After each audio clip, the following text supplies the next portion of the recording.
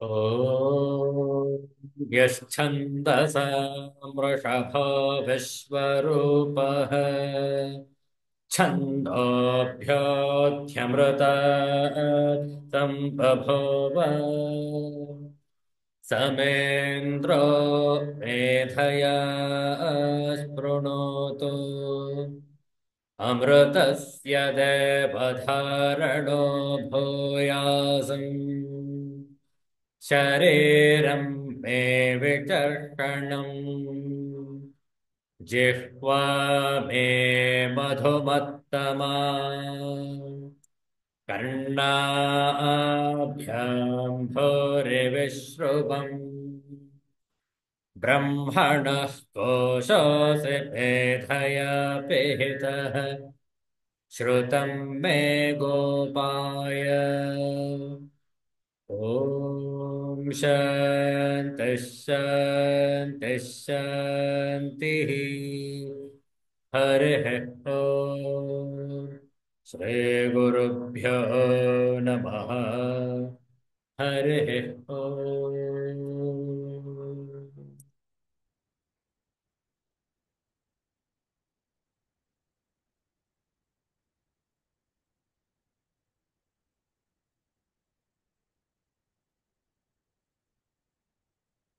Universal prayer. Let's chant this together. O hidden life, vibrant in every atom. O hidden light, shining in every creature. O hidden love, embracing all in oneness. May each who feels himself as one with thee know he is also one with every other. Om Shanti, Shanti, Shanti.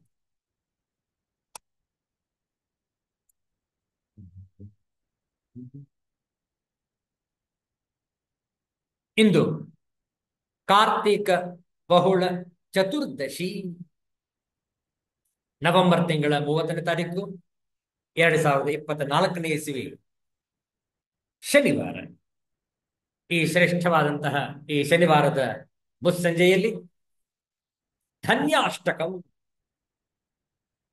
ಆಚಾರ್ಯ ಶಂಕರರ ಒಂದು ಸುಂದರವಾದಂತಹ ರಚನೆ, ಸುಂದರವಾದಂತಹ ಒಂದು ಕೃತಿ ಧನ್ಯಾಷ್ಟಕಂ. ಇದರಿಂದ ಆಯ್ದ ಕೆಲವು ಶ್ಲೋಕಗಳ ಪಾರಾಯಣ ಶ್ರದ್ಧೆಯಿಂದ ಆಲಿಸುವಂತವರಾಗಿ ಧನ್ಯಾಷ್ಟಕಂ. ಯಕ್ತ್ವಾ ಮಮಾಹಮಿತಿ ಬಂಧಕರೆ ಪದೇ ದ್ವೇ ಮಾನಾವಮಾನ ಸದೃಶಃ ಸಮದರ್ಶಿನಶ್ಚ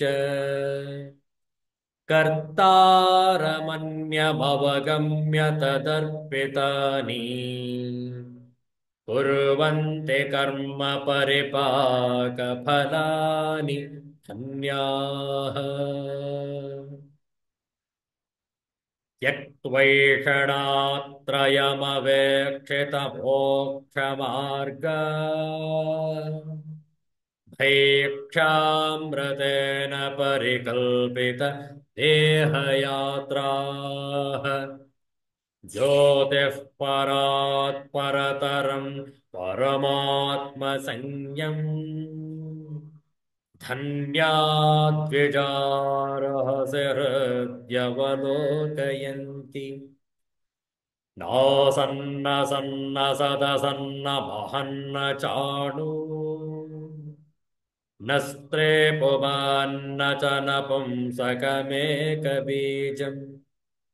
ಯೈರ್ಬ್ರಹ್ಮ ತತ್ಸಮುಪಾಸಿತಮೇಕಚಿತ್ತೈಃ ಧನ್ಯಾ ವಿರಜೋರಿತರೆ ಭವಪಾಶಬದ್ಧಾಃ.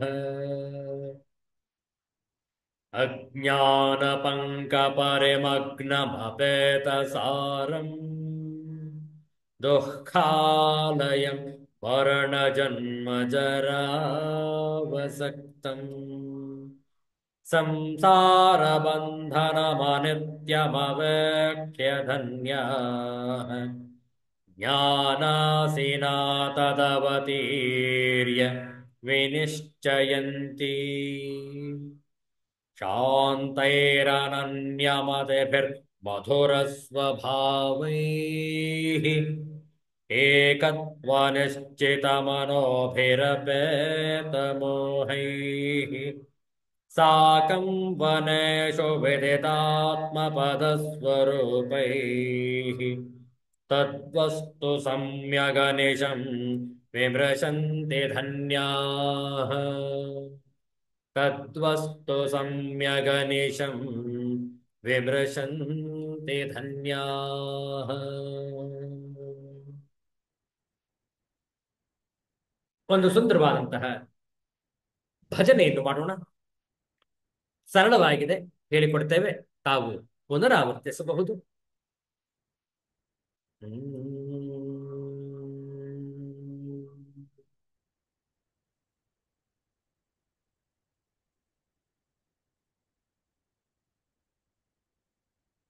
कल्याणाद्भुतगात्राय कामितार्थप्रदायिने श्रीमद्वेङ्कटनाथाय श्रीनिवासाय ते नमः. ಹೇಳಿಕೊಟ್ಟ ನಂತರ ಪುನರಾವರ್ತಿಸಬಹುದು. बोलो नारायण जय जय विठ्ठल.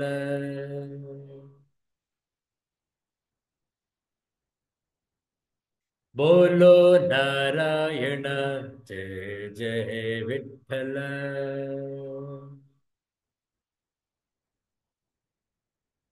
श्रीरंग विठ्ठल रंग रंग विठ्ठल.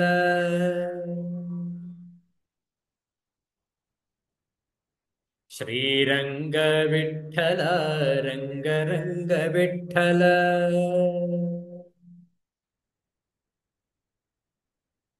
रखुमाई विठ्ठल पांडुरंग विठ्ठल.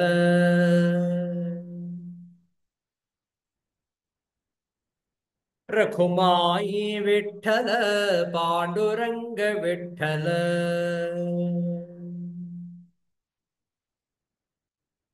पांडुरंग विठ्ठल पंढरीनाथ विठ्ठल.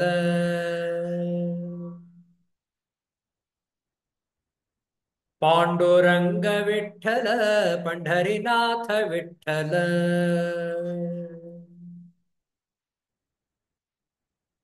बोलो नारायण जय जय विठ्ठल.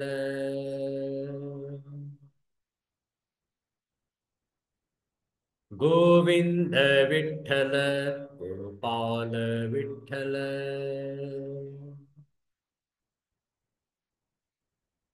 श्रीराम विठ्ठल श्रीकृष्ण विठ्ठल.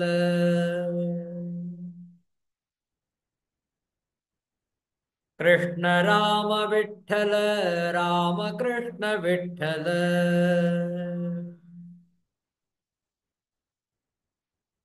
राम कृष्ण विठ्ठल कृष्ण राम विठ्ठल.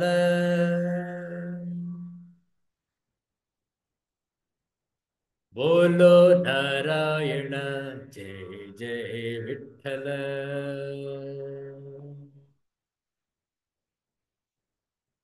चिन्मय विठ्ठल चिन्मूर्ति विठ्ठल.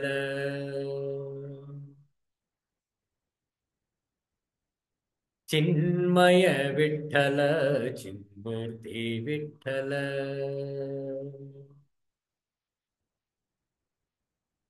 चिद्रूप विठ्ठल चिदानंद विठ्ठल.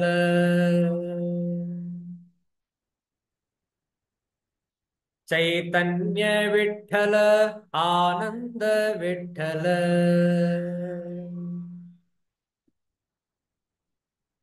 प्रेममयी विठ्ठल प्रेम रूप विठ्ठल.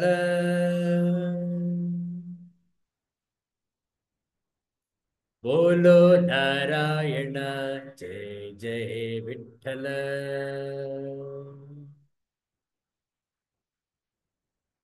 ಶ್ರೀರಂಗ ವಿಠಲ ರಂಗ ರಂಗ ವಿಠಲ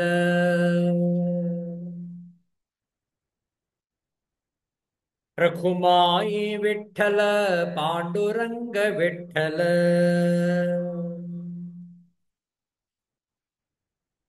पांडुरंग विठ्ठल पंढरीनाथ विठ्ठल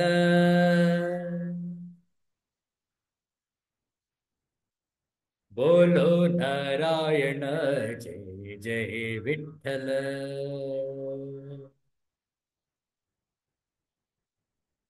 बोलो नारायण जय जय विठ्ठल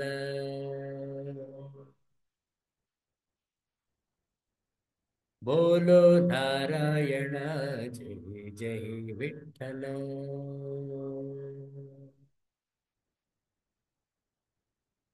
कुंडलीकवरदे हरिविठ्ठले सिद्धांत अवधूत चिंतन श्री गुरुदेव दत्त जय जय रघुवीर समर्थ श्री सद्गुरुनाथ महाराज की जय हर हर नमः पार्वती पतये हर हर महादेव शंभो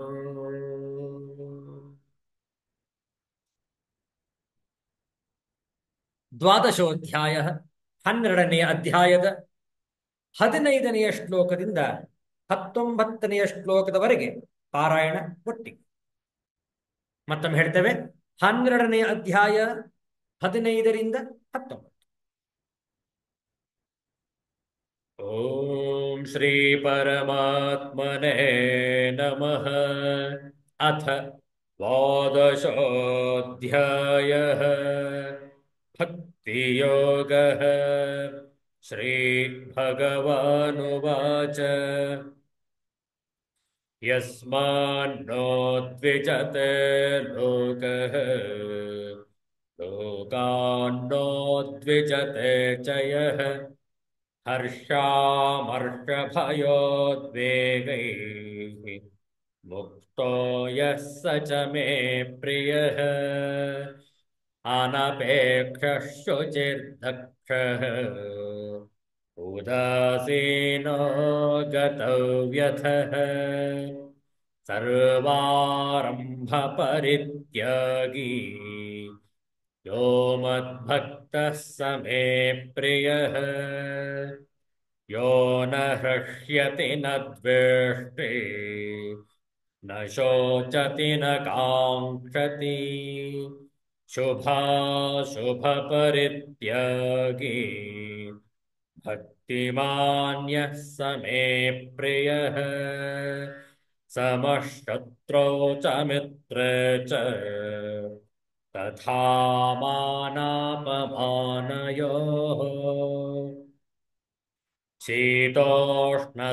शीतोष्णसुखदुःखेषु समः सङ्गविवर्जितः तुल्यनिन्दास्तुतिर्मौनी सन्तुष्टो येन केनचित् अनिकेतस्थिरमतिः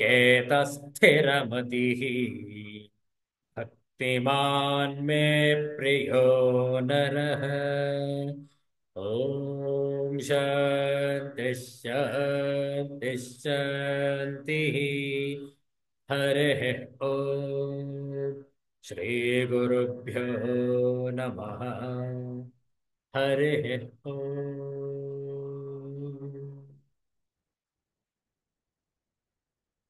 श्रीगुरुभ्यो नमः ದ್ವಾದಶೋಧ್ಯಾಯದ ಕೊನೆಯ 3 ಶ್ಲೋಕಗಳ ಅಧ್ಯಯನ ಮಾಡಬೇಕಾಗಿದೆ.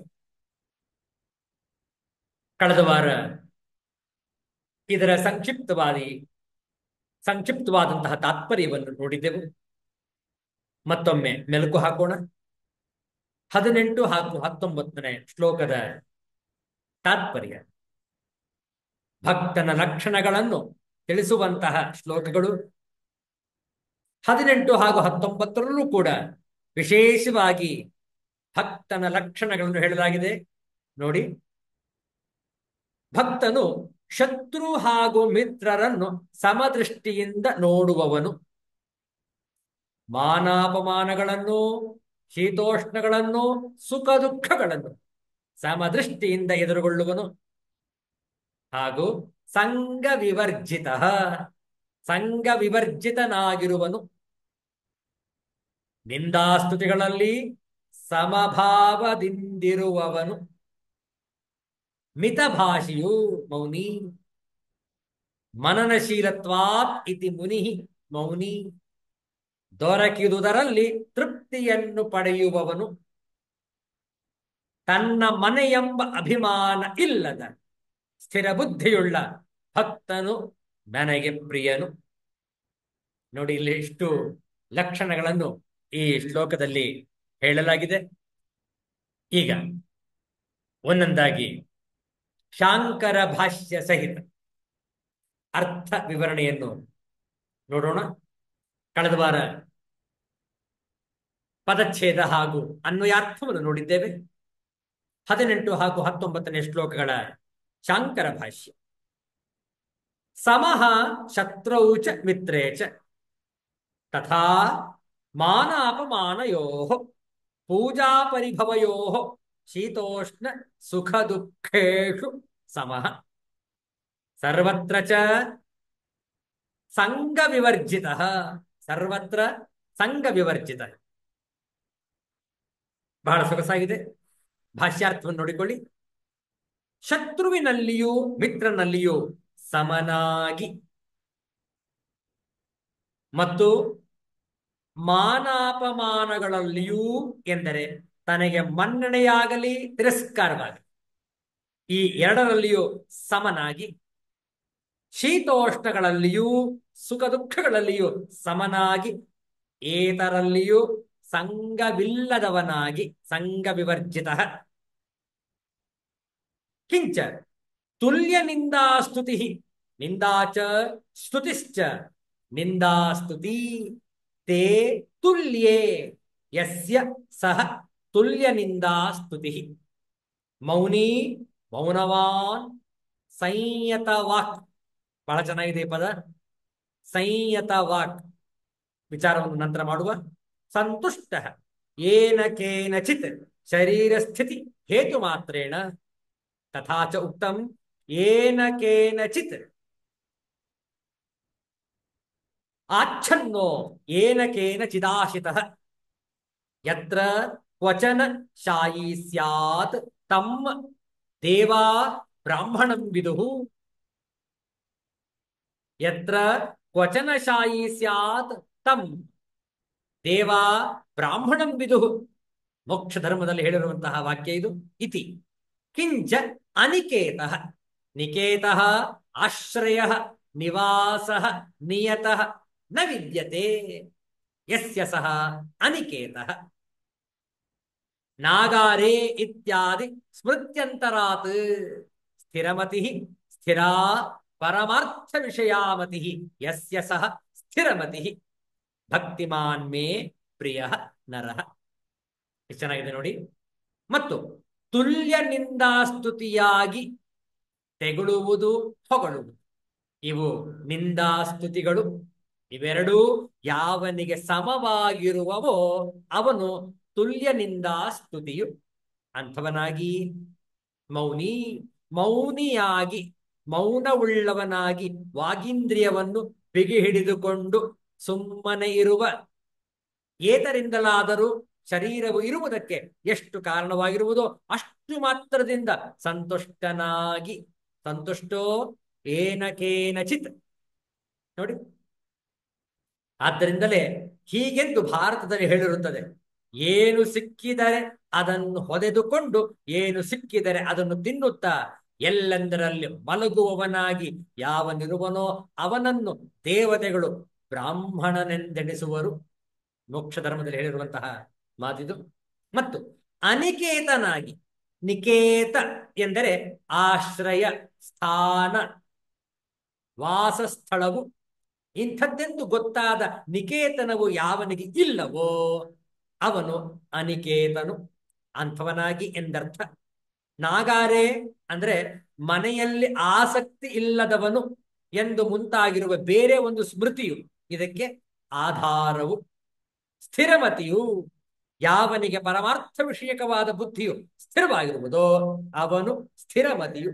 ಇಂತಹ ಭಕ್ತಿವಂತನಾದ ಮನುಷ್ಯನು ನನಗೆ ಪ್ರಿಯನು. ಭಕ್ತಿ ಯೋಗವನ್ನು ಸಾಧನ ಮಾಡುವವರು ಭಗವತ್ ಪ್ರಿಯರು. ಆಚಾರ್ಯ ಶಂಕರರು ಅವತರಣಿಕಾ ಭಾಷ್ಯದಲ್ಲಿ ಹೇಳ್ತಾ ಇದ್ದಾರೆ ನೋಡಿ, ಅದ್ವೇಷ್ಟ ಸರ್ವಭೂತಾನಾಂ ಇತ್ಯಾದಿನ ಅಕ್ಷರೋಪಾಸಕಾನಾಂ ನಿವೃತ್ತ ಸರ್ವೈಷಣಾನಾಂ ಸನ್ಯಾಸಿನಾಂ ಪರಮಾರ್ಥಜ್ಞಾನಿಷ್ಠಾನಾಂ ಧರ್ಮಜಾತಂ ಪ್ರಕ್ರಾಂತಂ ಉಪಸಂಹ್ರಿಯತೆ. ಉಪಸಂಹರತಿ ಏನದು ಅವತರಣಿಕಾ ಭಾಷ್ಯದಲ್ಲಿ ಬರೆದಿರುವುದು? ಆಚಾರ್ಯ ಶಂಕರ್ ಹೇಳ್ತಾ ಇದ್ದಾರೆ, ಎಲ್ಲಾ ಏಷಣೆಗಳನ್ನು, ಏಷಣ ಅಂದ್ರೆ ಬಯಕೆ, ಪುತ್ರೈಷಣ, ವಿತ್ತೇಷಣ, ಲೋಕೇಷಣ, ಎಲ್ಲಾ ಏಷಣೆಗಳನ್ನು ತೊರೆದು ಪರಮಾರ್ಥ ಜ್ಞಾನದಲ್ಲಿಯೇ ನೆಲೆ ನಿಂತಿರುವ ಸನ್ಯಾಸಿಗಳಾದ ಅಕ್ಷರೋಪಾಸಕರ ಧರ್ಮ ಸಮೂಹವನ್ನು ಅದ್ವೇಷ್ಟ ಸರ್ವಭೂತಾನ ಮುಂತಾದ ಶ್ಲೋಕದಿಂದ ಪ್ರಾರಂಭಿಸಿದ್ದಷ್ಟೇ ಈಗ ಅದನ್ನು ಉಪಸಂಹಾರ ಮಾಡಲಾಗುತ್ತದೆ. ಕೊನೆಯ ಶ್ಲೋಕ 2 ಬಾರಿ ಪಾರಾಯಣ ಮಾಡುವ. ಏತು ಧರ್ಮ್ಯಾಮೃತಮಿದಂ ಯಥೋಕ್ತಂ ಪರ್ಯುಪಾಸತೆ ಶ್ರದ್ಧಧಾನಾ ಮತ್ಪರಮಾಃ ಭಕ್ತಾಸ್ತೇತೀವ ಮೇ ಪ್ರಿಯಾಃ. ಏತು ಧರ್ಮ್ಯಾಮೃತಮಿದಂ ಯಥೋಕ್ತಂ ಪರ್ಯುಪಾಸತೆ ಶ್ರದ್ಧಧಾನಾ ಮತ್ಪರಮಾಃ ಭಕ್ತಾಸ್ತೇತೀವ ಮೇ ಪ್ರಿಯಾಃ.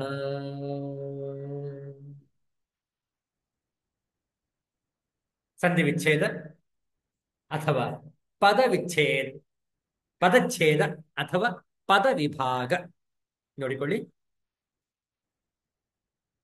ಯೋಗಿನಾಂ ಅಪಿ ಸರ್ವೇಷಾಂ ಮದ್ಗತೇನ ಅಂತರಾತ್ಮನ ಶ್ರದ್ಧಾವಾನ್ ಭಜತೆ ಯಹ ಮಾಂ ಸಹ ಮೇ ಯುಕ್ತತಮಃ ಮತಃ. ಅನ್ವಯಾರ್ಥ ನೋಡಿಕೊಳ್ಳಿ.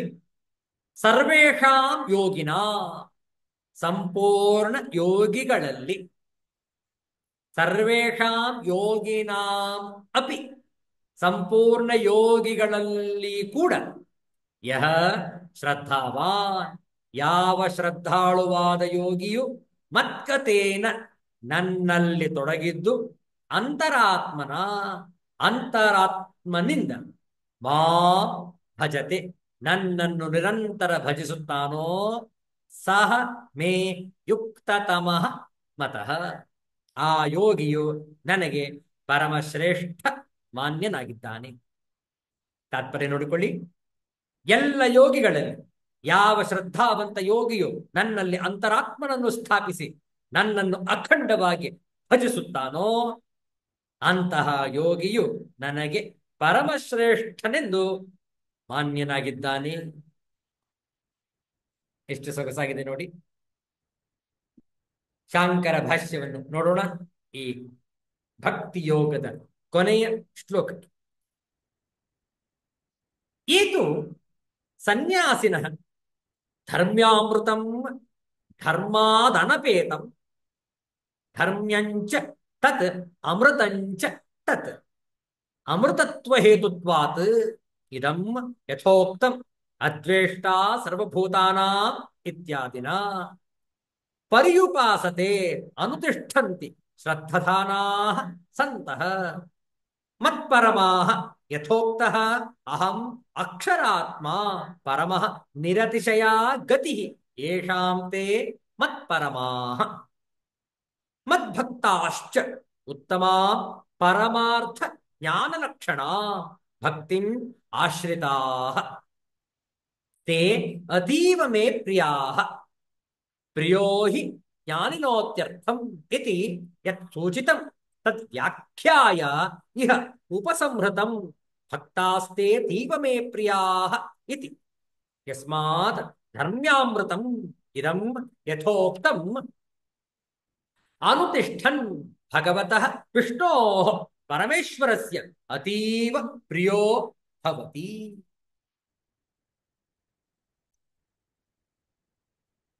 ತಸ್ಮಾತ್ ಇದಂ ಧರ್ಮ್ಯಾಮೃತಂ ಮುಮುಕ್ಷುಣಾ ಯತ್ನತಃ ಅನುಷ್ಠೇಯಂ ವಿಷ್ಣೋಃ ಪ್ರಿಯಂ ಪರಂ ಧಾಮ ಜಿಗಮಿಷುಣಾ ಇತಿ ವಾಕ್ಯಾರ್ಥಃ. ಎಷ್ಟು ಚೆನ್ನಾಗಿದೆ ನೋಡಿ ಭಾಷ್ಯಾರ್ಥ. ಯಾವ ಸನ್ಯಾಸಿಗಳಾದರೆ ಈ ಅದ್ವೇಷ್ಟ ಸರ್ವಭೂತಾನಾಂ ಎಂಬಲ್ಲಿಂದ ಹಿಡಿದು ಮೇಲೆ ಹೇಳಿದ ಧರ್ಮ್ಯಾಮೃತವನ್ನು ಧರ್ಮವನ್ನು ಬಿಟ್ಟು ಹೋಗದೆ ಧರ್ಮದಿಂದಲೇ ತುಂಬಿರುವುದರಿಂದ ಇದು ಧರ್ಮ್ಯವು ಅಮೃತತ್ವಕ್ಕೆ ಕಾರಣವಾಗಿರುವುದರಿಂದ ಇದು ಅಮೃತವೂ ಆಗಿದೆ. ಇಂಥ ಧರ್ಮ್ಯಾಮೃತವನ್ನು ಪರಿಯುಪಾಸನೆ ಮಾಡುತ್ತಿರುವರೋ ಅನುಷ್ಠಾನ ಮಾಡುತ್ತಿರುವರೋ ಶ್ರದ್ಧೆಯುಳ್ಳವರಾಗಿ ಮತ್ಪರಮರಾಗಿ ಹಿಂದೆ ಹೇಳಿರುವ ಅಕ್ಷರಾತ್ಮನಾದ ನಾನು ಯಾರಿಗೆ ಪರಮನೋ ಮಿಗಿಲಿಲ್ಲದ ಗತಿಯೋ ಅವರು ಮತ್ಪರಮರು. ಅಂಥವರಾಗಿ ಮತ್ತು ನನ್ನ ಭಕ್ತರಾಗಿ ಉತ್ತಮವಾದ ಪರಮಾರ್ಥ ಜ್ಞಾನವೆಂಬ ಭಕ್ತಿಯನ್ನು ಆಶ್ರಯಿಸಿದವರಾಗಿ ಯಾರು ಇರುವರೋ ಅವರು ನನಗೆ ಬಹಳವಾಗಿ ಪ್ರಿಯರಾಗಿರುವರು. ನಾನು ಜ್ಞಾನಿಗೆ ಬಹಳವಾಗಿ ಪ್ರಿಯನಾಗಿರುವೆನಲ್ಲವೇ ಎಂದು ಹಿಂದೆ ಸೂಚಿಸಿತ್ತಷ್ಟೇ ಸಪ್ತಮೋಧ್ಯಾಯದಲ್ಲಿ. ಅದನ್ನು ವಿಸ್ತಾರವಾಗಿ ವಿವರಿಸಿ ಇಲ್ಲಿ ಆ ಭಕ್ತರು ನನಗೆ ಬಹಳ ಪ್ರಿಯರಾಗಿರುವರು ಎಂದು ಉಪಸಂಹಾರ ಮಾಡಿರುತ್ತದೆ. ಈ ಮೇಲೆ ಹೇಳಿರುವ ಧರ್ಮ್ಯಾಮೃತವನ್ನು ಅನುಷ್ಠಾನ ಮಾಡಿದವನು ಭಗವಂತನಾದ ವಿಷ್ಣುವಿಗೆ ಪರಮೇಶ್ವರನಿಗೆ ಬಹಳ ಪ್ರಿಯನಾಗುವನಷ್ಟೇ.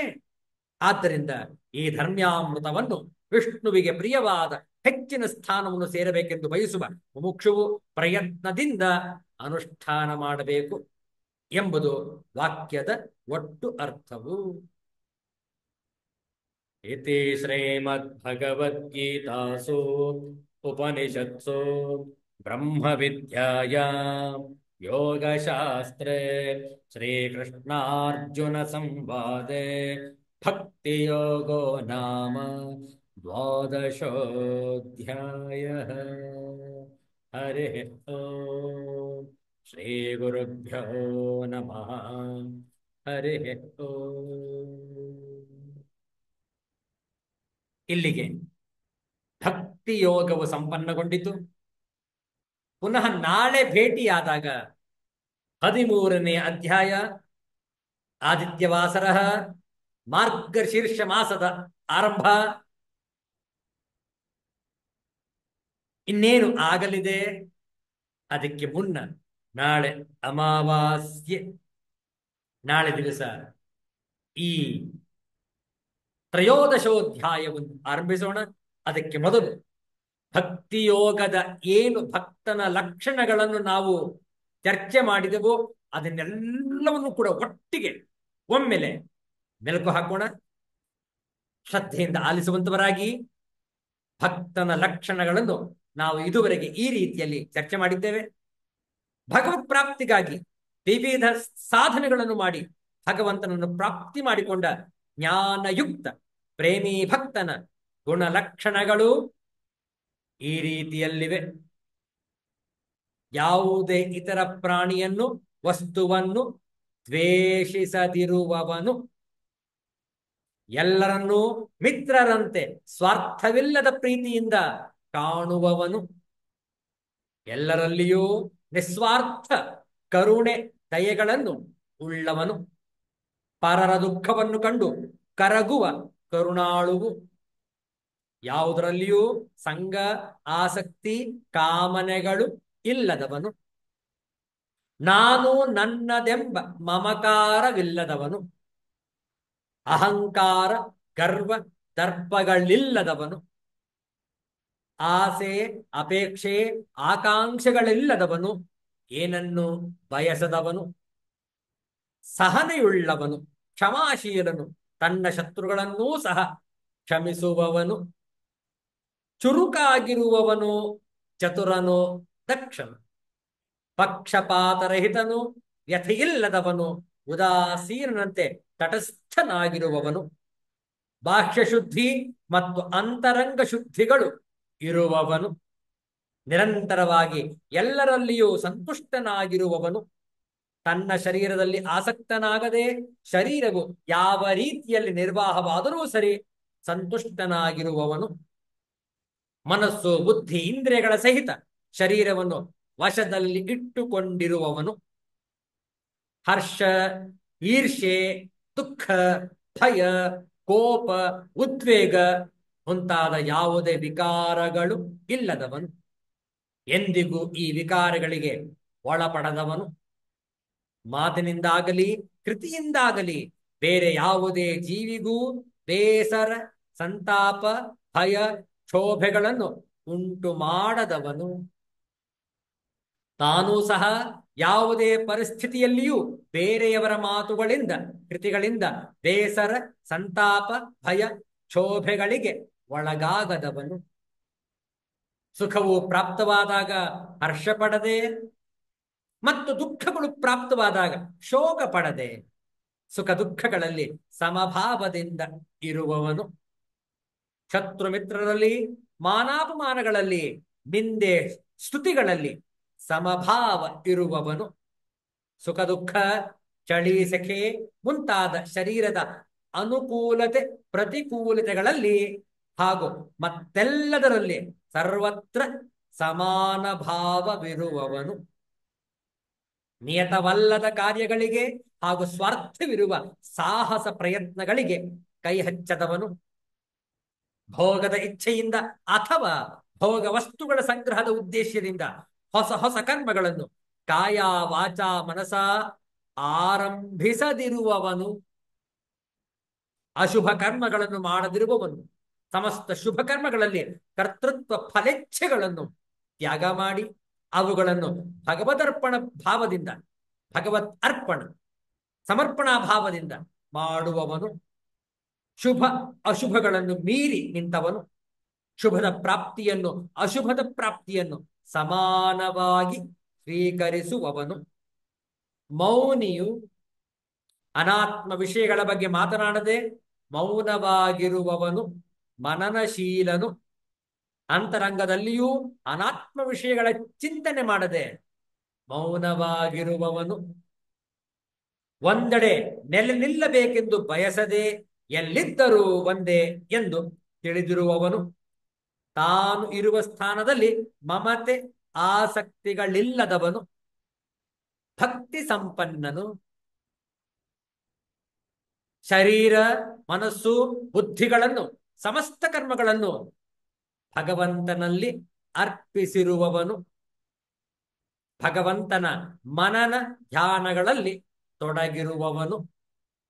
ಜಗತ್ತಿನಲ್ಲಿ ಎಲ್ಲವೂ ಭಗವತ್ ಇಚ್ಛೆಯಂತೆಯೇ ನಡೆಯುತ್ತಿದೆ. ಎಲ್ಲವೂ ಭಗವಂತನ ಲೀಲೆ. ತನ್ನಿಂದ ಮಾಡಲ್ಪಡುತ್ತಿರುವುದೆಲ್ಲವೂ ಹಾಗೂ ತನಗೆ ಒದಗಿ ಬಂದ ಸಮಸ್ತವೂ ಭಗವತ್ ಇಚ್ಛೆಯಂತೆಯೇ ಎಂಬ ದೃಢವಾದ ಸ್ಥಿರ ಬುದ್ಧಿ ಉಳ್ಳವನು. ಇಂತಹ ಗುಣಗಳನ್ನು ಮತ್ತು ಭಾವನೆಗಳನ್ನು ಹೊಂದಿರುವ ಸ್ಥಿರ ಬುದ್ಧಿಯುಳ್ಳ ಭಕ್ತಿ ಸಂಪನ್ನನಾದ ಭಕ್ತನು ಭಗವಂತನಿಗೆ ಪ್ರಿಯನು. ಭಗವತ್ ಪ್ರಾಪ್ತಿಯನ್ನು ಹೊಂದಿದ ಜ್ಞಾನಿ ಮಹಾತ್ಮರಾದ ಭಕ್ತರು ಈ ಮೇಲೆ ಹೇಳಿರುವ ಇಲ್ಲಿಯವರೆಗೆ ಶ್ರವಣ ಮಾಡಿರುವ ಗುಣಗಳನ್ನು ಹೊಂದಿರುವುದು ಸ್ವಾಭಾವಿಕವಾಗಿದೆ. ಸಾಧಾರಣ ಮನುಜರು ಇವುಗಳನ್ನು ಮೈಗೂಡಿಸಿಕೊಳ್ಳುವುದು ಕಠಿಣ. ಆದರೂ ಸಹ ಈ ಆದರ್ಶ ಗುಣಲಕ್ಷಣಗಳನ್ನು ತಮ್ಮ ಜೀವನದಲ್ಲಿ ಅಳವಡಿಸಿಕೊಳ್ಳಲು ಸತತವಾಗಿ ಪ್ರಯತ್ನಿಸಬೇಕು. ಈ ಗುಣಗಳನ್ನು ಆದರ್ಶವೆಂದು ತಿಳಿದು ಶ್ರದ್ಧೆಯಿಂದ ಕೂಡಿ